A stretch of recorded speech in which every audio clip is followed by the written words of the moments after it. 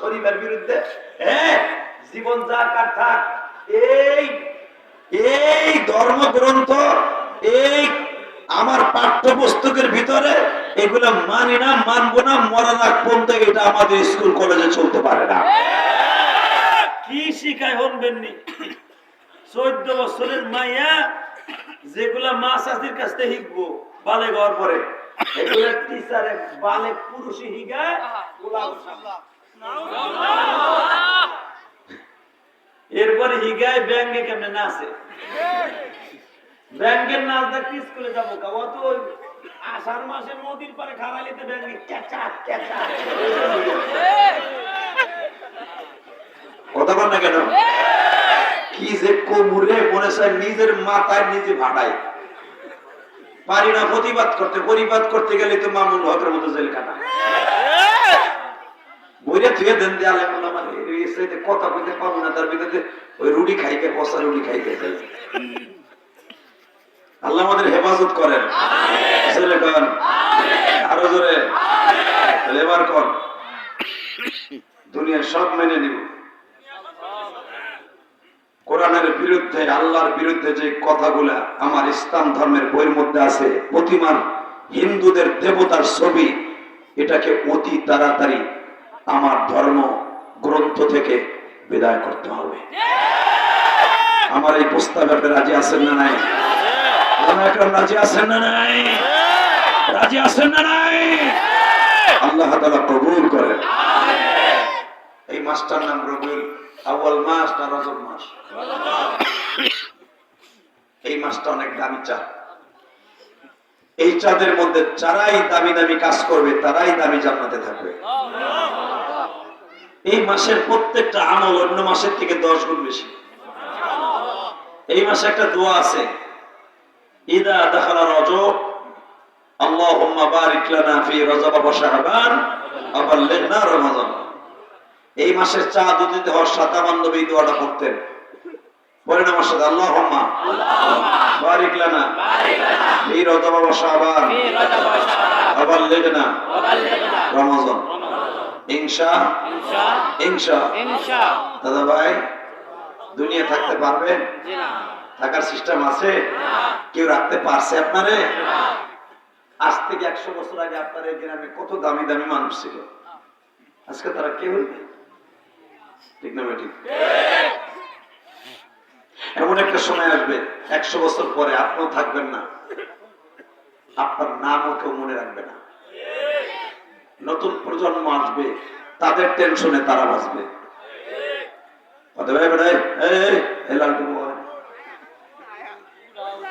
কই যাস তুই? আমার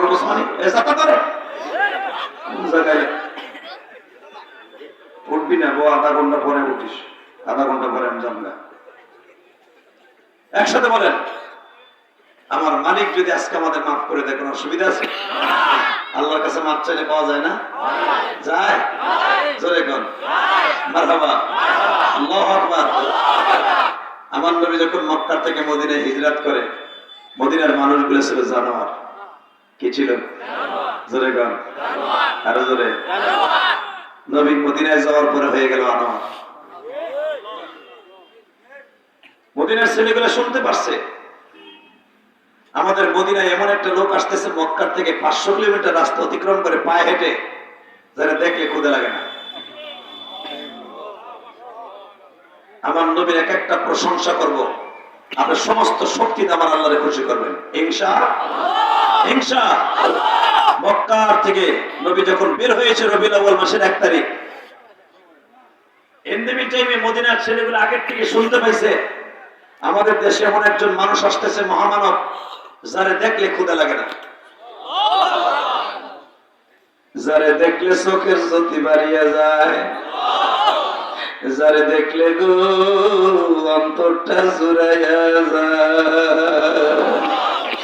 দেখলে ছবি পাগল হবি, দেখলে ছবি পাগল হবি, কাঁদবি নিরালায়, যেই দেশেতে নবীজি ঘুমায়। দেশটার নাম কি? দেখলে ছবি পাগল হবি। মদিনার ছবিগুলা যখন কোন দোকানে টানানো দেখি, কোন মসজিদে মদিনার মিনার গুলা দেখি টাইছে, তখন পাগল হয়ে যায়। ছবিতে দেখে পাগল হই, বাস্তবে দেখলে তার পাগল হয়ে যান। মদিনা এমন একটা জায়গা বাজার,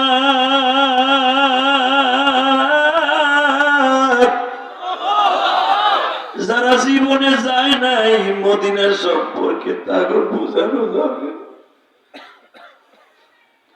এই জন্য কবিতার ভাষায় কত সুন্দর করে বলেন, দেখলে সবই পাগল হবি, দেখলে সবই পাগল হবি, কাঁদিনি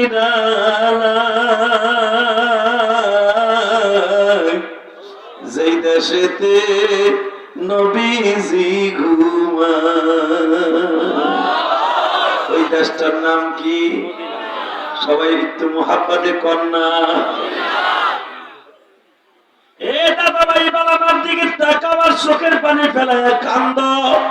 মেরাজের রাত্রে 27 রজব আমার নবী সারা দুনিয়া ঘুরিয়ে যখন মদিনার ভূখণ্ডে ঢুকলেন, বারাকনা হাওলাহু লিনুরিয়াহু মিন আয়াতিনা ইন্নাহু হুয়াস সামিউল বাসীর।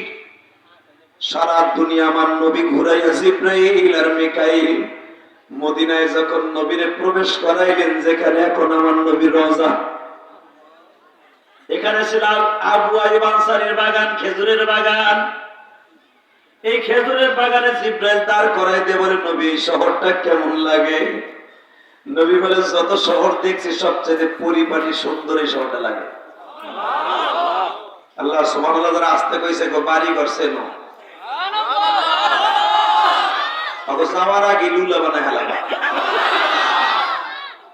আমি তো তোমার সংসদের কথা কই নাই, পৃথিবীর শ্রেষ্ঠ সংসদ মদিনা। সেই জায়গার কথা শুনে তুমি আওয়াজ দিবা, একদিন একদিন মদিনা যাইতে পারবা। বালিশ আনো তো, বালিশ ব্যথা করতেছে, মাথার বালিশ আর ওরা ব্যায়াম করে নিচ্ছে না। সোফা একটা মেয়ে একবারে সিনে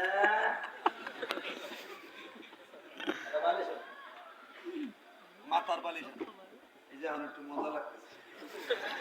এমন একটা লাশ আইসি আর লাশ কোনোদিন এখানে